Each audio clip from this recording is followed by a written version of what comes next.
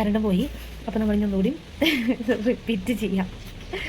ഒന്നാമത് എക്സ്റേ എടുക്കണേക്ക് വിഷമമായിട്ട് എടുക്കുമ്പോൾ അതിടെ കൂടെ വീണ്ടും എക്സ്റേ കട്ട് ചെയ്ത് ലാസ്റ്റ് ഇവിടെ ഉണ്ടാക്കുക.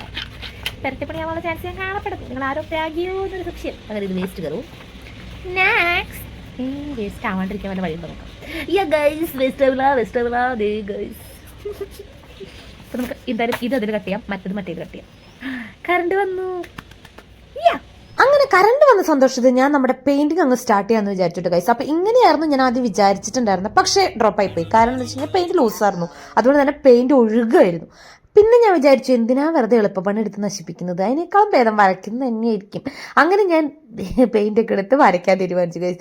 അങ്ങനെയാണ് കസാര എടുത്ത് വെക്കലും കുതിരെടുത്ത് വെക്കലും നിന്നടിക്കലും കിടന്നടക്കലും ഇതൊക്കെ കഴിഞ്ഞ് ഫൈനൽ ലുക്ക് ഇട്ടിട്ടുണ്ട്. ഇഷ്ടമാണെങ്കിൽ ജസ്റ്റ് കമന്റ് കറോ. Okay bye, see you. അപ്പൊ നമുക്ക് അടുത്ത വീഡിയോയിൽ വീണ്ടും കാണാം. അപ്പൊ നമ്മുടെ ചാനൽ കാണുകയാണെങ്കിൽ സബ്സ്ക്രൈബ് ചെയ്യണേ.